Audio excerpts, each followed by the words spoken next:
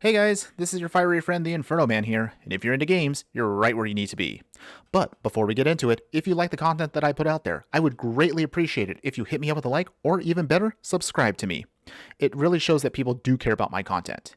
Now, if you have questions, comments, stuff you'd like to see played or discussed, you can @me on Twitter or chat directly with me as I stream 2 to 3 times a week on Twitch. A visual link for those are up on the screen right now, and I will have direct links in the details below. And for today's video, you're going to be looking at my picks for what I would love to add to the Historic format. Historic is becoming a really interesting format in that it's not quite what it once was, which was originally perceived as extended standard, but not quite pioneer-ish. And I would love to see us push the power level just a little bit further.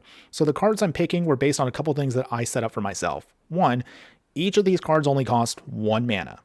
Two, each of these cards is either a common or uncommon.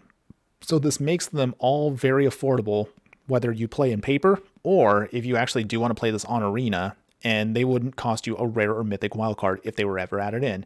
And of course, I wanted to pick cards that I believe would be fair without trying to break the format. So here are my picks, one in each color for Historic.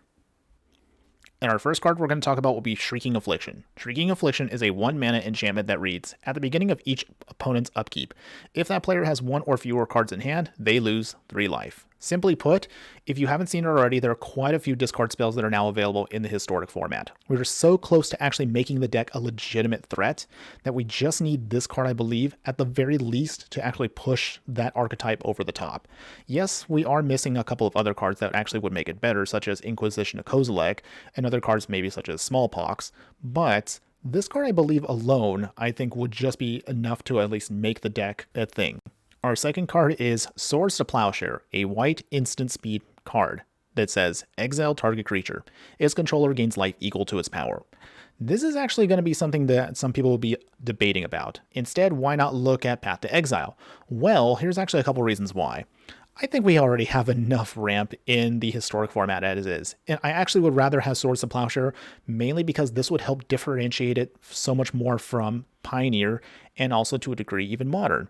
If you look at what is currently out there right now, life gain actually is still pretty much a thing, but it's not going to be as critical to give someone else life versus giving them a card advantage in the form of a land. Now, again, if you want to agree or disagree with me, be sure to let me know in the comments below. Our next card will be in green, Nature's Claim. Nature's Claim is a green mana instant speed that allows you to destroy target artifact or enchantment. Its controller gains 4 life. I don't know about you, but I've been annoyed recently sometimes seeing those turn 1 Grafdigger's Cage or those Witch's Ovens. And having this card on turn 1 on your side gives you a chance to respond to those cards.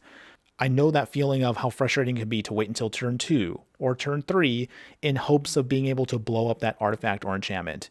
And sometimes in some of those matches, that's way too late. So Nature's Claim, I think, would give you a fair option to get rid of some of those things. Even something like an Elset of Life's Bounty on turn 1 can be annoying to handle. So that's why I would pick this as my option for green. In blue, we have Ponder, a blue sorcery, which allows you to look at the top 3 cards of your library, then put them back in any order. You may shuffle your library, draw a card. This card does actually quite a few things for just that 1 mana investment. Being able to look at the top 3 cards and then putting them back in your order allows you to fix your next several draws in case if you really need something that's coming up. And if you don't have what you need, you get the option to shuffle your library. Also, of course, drawing a card is just the sweet bonus on top of that.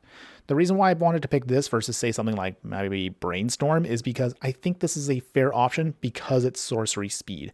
And also it will not directly compete with Opt. Both cards can exist in the same deck and they also provide different functions. So that's why I made this my main choice for blue. And trust me, there are a lot of good blue cards out there with 1 mana, but I think I wanted to ensure that we didn't want to overpower Historic, at least not yet. And finally, my last card and my personal pick that I would really love to see, Lightning Bolt. Lightning Bolt, 1 red mana at instant speed, deals 3 damage to any target. This is actually what I think red really needs to not only help out its burn deck, but also for aggro decks out there. Some of those spell slinger decks, Lightning Bolt is going to be the one key card that's going to really pump up a lot of other archetypes out there that haven't had a chance to shine, or maybe they could have shined more if this card was just available to them. Cards out there such as, Shock is cute, but that one extra point of damage makes a difference. Having to wait at sorcery speed for something like Skewer the Critics is just not good enough. And I think this is what really the format needs. Jumpstart was close to getting us that because Lightning Bolt was available in that paper product, but it wasn't available because of quote unquote power level in the historic format. So I would really love to see Wizards change it up and think, you know what? I think historic is ready for Lightning Bolt. I know it doesn't seem like it's that big of a thing, but honestly, it does make a big difference out there. You can see it in yourself if you've played this before. Lightning Strike, again, costs 1 extra mana, but sometimes that's not enough. Same thing with a card like Shock. It does damage for only 1 mana, but it's not enough damage. So Lightning Bolt, I think, is really the game changer for us. And that is basically it for all of the cards that I wanted to pick. Oh, and shout out real quick to Memnite. Yeah, that was actually my honorable mention. I know some people are out there like, why Memnite? Honestly, real quick for that one, it's just a cute little meme card for the artifact aggro decks out there. But that otherwise wraps it up, everybody. So tell me, what do you think? What do you enjoy about Historic? What are the cards you would like to see added in? Do you agree with the cards that I picked for the format, or are there other cards that you think should be more prioritized over these cards? Remember, my list was based upon, again, something cheap that anybody can get. These are all are non-rares, so anybody should be able to craft these if they were ever added to the format. Let me know in the comments below. I would love to hear from all you guys. But aside from that, thanks again for watching, guys. Be sure to like and subscribe if I helped you out, you learned something, or at least I entertained you.